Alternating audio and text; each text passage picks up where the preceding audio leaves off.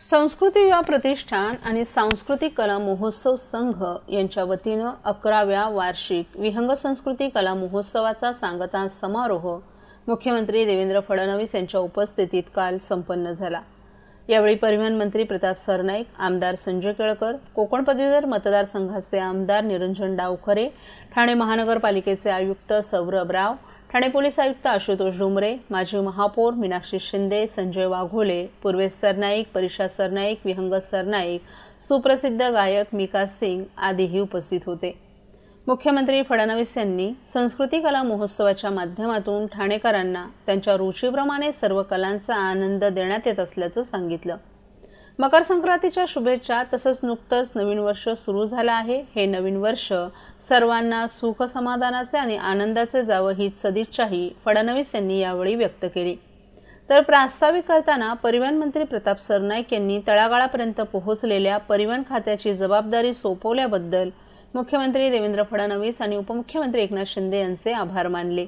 तसंच त्यांनी संस्कृती कला महोत्सवाबद्दल उपस्थितांना माहिती दिली। तळागाळापर्यंत पोहोचलेल्या परिवहन खात्याची प्रतिमा उंचावण्यासाठी चांगलं काम करण्याचा आपण प्रामाणिक प्रयत्न करू। 100 दिवस कालावधीसाठी आखण्यात आलेल्या कामांच्या नियोजनबद्ध आराखड्याबाबत मुख्यमंत्री देवेंद्र फडणवीस यांचे त्यांनी शेवटी मनपूर्वक अभिनंदनही केलं। ठाण्यातील चंदनवाडी परिसरात असलेल्या 3 टाक्यांमधील पाण्याची विभागणी विविध ठिकाणांच्या भागांमध्ये होत आहे, परंतु चरई येथे कमी दाबानं पाणी पुरवठा होत असल्यानं येथील नागरिकांची स्वतंत्र जलकुंभाची मागणी होती। या मागणीचा पाठपुरावा करत स्थानिक आणि माजी नगरसेवक सुधीर कोकाटे यांना यश आलं असून काल या जलकुंभाचा भूमिपूजन सोहळा नवनिर्वाचित खासदार नरेश मस्के यांच्या उपस्थितीत पार पडला। या जलकुंभाच्या उभारणीमुळे चरई भागातील विविध इमारतींना योग्य प्रकारे पाणी पुरवठा होणार असून तेथील नागरिकांनी याबाबत खासदार नरेश मस्के तसंच माजी नगरसेवक सुधीर कोकाटे यांचे आभार मानलेत। या कार्यक्रमाला उपविभाग प्रमुख अनिल सोनावळे, उपविभाग प्रमुख नरेंद्र मालसुरे, उपविभाग प्रमुख सिद्धू यादव, बीजेपी मंडळ अध्यक्ष परेश शहा, अरुण धारवे आणि चरई परिसरातील नागरिकही मोठ्या संख्येनं उपस्थित होते। नगरसेवक सुधीर कोकाटे यांच्या प्रयत्नांनी चरई परिसराकरता सेपरेट जलकुंभाची निर्मिती करण्याच्या कामाचं आज भूमिपूजन झालेलं आहे। मी महापौर असताना आपण हे सुधीर कोकाटे यांच्या प्रयत्नांनी पाठपुराव्याने हा जलकुंभ मंजूर करून घेतला आणि सातत्याने जागा ताब्यात घेण्यापासूनचा विषय होता, पण सुधीर कोकाटे यांनी पाठपुरावा केला आणि चरई परिसराकरता हा जलकुंभ बांधण्यात येत आहे। वर्षभरात त्याचं काम पूर्ण होईल आणि एकदा जलकुंभ बांधून झाला तर चरई परिसरातील पाण्याची जी काही समस्या आहे ती दूर होणार आहे। लवकरात लवकर हे जलकुंभ बांधून होईल तशा प्रकारचे निर्देश अधिकाऱ्यांना दिलेले आहेत आणि चरई परिसर जो आहे जो वेगळ्या टाकीवरनं पाणी येतं तो सेपरेट पाणी त्या ठिकाणी जाणार, त्यामुळे त्यांची पाण्याची समस्या दूर होण्याकरता मदत होणार आहे। ठाणे महापालिका कार्यक्षेत्रातील घोडबंदरवरील वाघबीळ परिसरातील नागरिकांना भेडसावत असलेल्या मूलभूत सोयी सुविधांबाबत खासदार नरेश मस्के यांना निवेदन सादर करण्यात आलं होतं। या पार्श्वभूमीवर खासदार नरेश मस्के यांनी आज संबंधित नागरिक आणि महापालिका अधिकारी यांची एकत्रित भेट महापालिकेच्या अरविंद पेंडसे सभागृहात घेतली। यावेळी पाणीपुरवठा, फेरीवाले समस्या, मलनिस्सारण वाहिन्या, मैदानांची उपलब्धता, खुल्या असलेल्या विद्युत वाहिन्या, अर्धवट स्थितीत असलेले रस्ते आदी प्रलंबित कामं तातडीनं पूर्ण करण्याचे निर्देश खासदार नरेश मस्के यांनी महापालिका प्रशासनास दिलेत।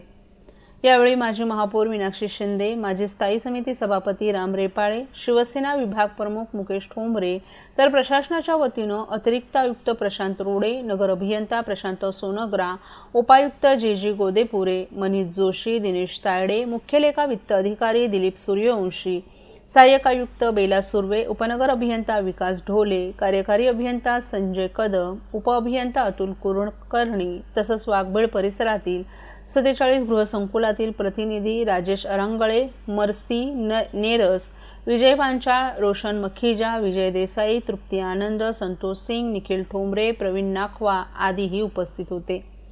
वाघबीळ येथे 47 गृहसंकुलं असून महापालिकेच्या माध्यमातून या ठिकाणी रस्ते, मलनिस्सारण केंद्र आदींसाठी मोठ्या प्रमाणात खोदकाम सुरू असून बहुतांश कामं अर्धवट स्थितीत आहेत।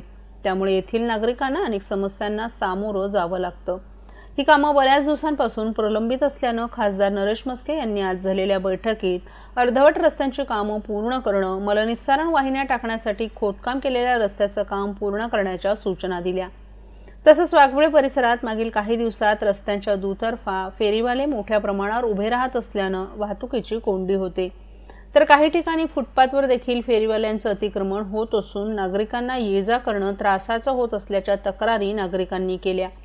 या संदर्भात प्रशासनानं संबंधित फेरीवाल्यांना जागा उपलब्ध करून देऊन संपूर्ण रस्ते वाहतुकीसाठी खुले राहतील आणि फुटपाथही नागरिकांसाठी कायमस्वरूपी मोकळे ठेवावेत. तसंच दुरावस्था असलेल्या फुटपाथवर आवश्यक कामं करण्याच्या सूचनाही खासदार नरेश म्हस्के यांनी यावेळी दिल्या.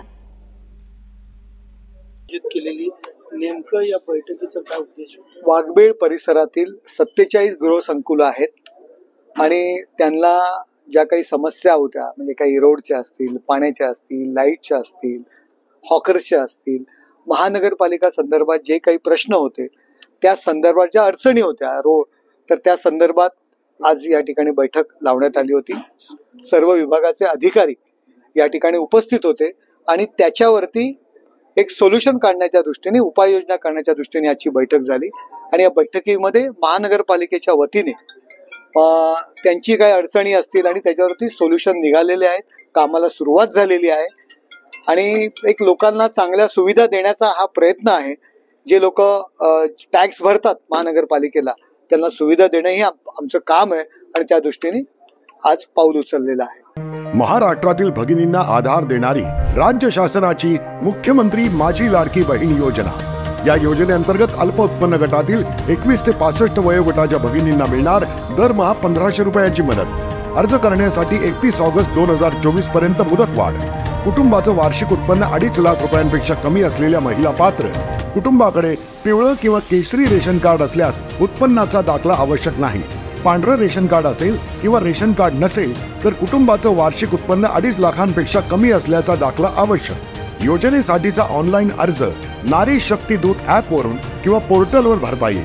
ज्या भगिनींना ऑनलाईन अर्ज भरता येत नसेल त्यांच्यासाठी अंगणवाडी, ग्रामपंचायत, वॉर्ड ऑफिस, सेतू सुविधा केंद्रामध्ये किंवा आशाताई बचत गटाच्या CRP यांची मदत उपलब्ध. आता आपल्याला अभिमानानं म्हणता येईल, सुखी आणि सुरक्षित आहे माझी लाडकी बहीण.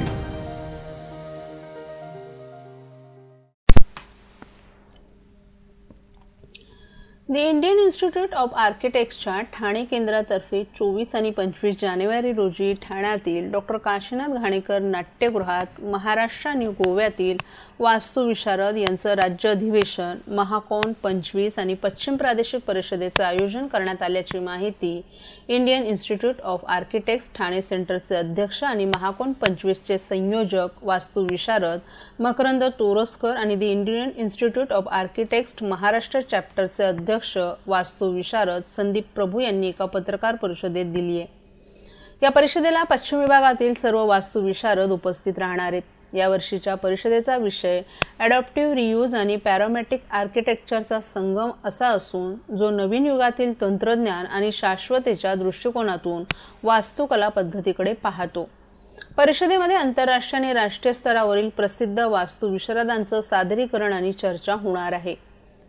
जहा हैत आर्किटेक्ट्स लंडनचे वास्तुविशारद जोहान शेफलेनर, स्टुडिओ इमर्जन्सीच्या वावी खुशबू दावडा, प्ले आर्किटेक्चरचे वावी सेंथिल कुमार दास, स्टुडिओ ऑडेटचे वावी बद्रीनाथ कालेरू आणि BNCAच्या डीन प्राध्यापक वावी धनश्री सरदेशपांडे हे पॅरामेट्रिक आर्किटेक्चरसाठी अतिथी वक्ते आणि पॅनल सदस्य असणार आहेत.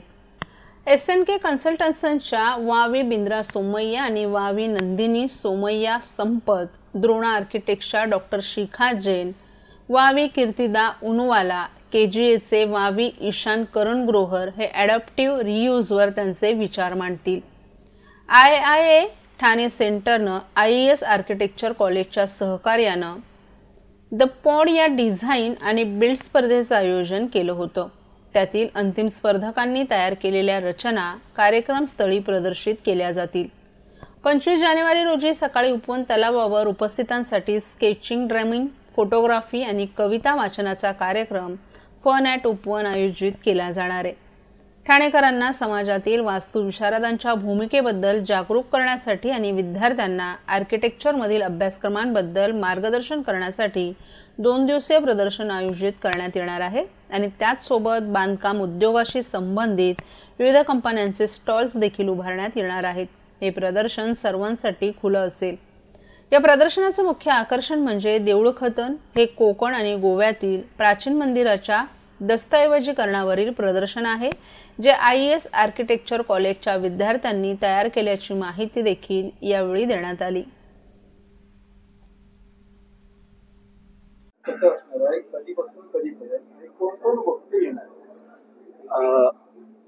हे महाकॉन हे जे अधिवेशन आता महाराष्ट्र चॅप्टरचं असतं ॲक्च्युली, आणि पहिल्यांदा ठाणे शहरातल्या आमच्या सेंटरला हे महाकॉन अरेंज करायचा बहुमान मिळालेला आहे.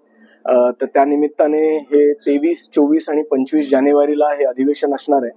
त्यातल्या 23 तारखेला हॉटेल IBIS येथे आमच्या ज्या काउन्सिल आणि चॅप्टर यांच्या एक्झिक्युटिव्ह कमिटीच्या मीटिंग्स असणार आहेत.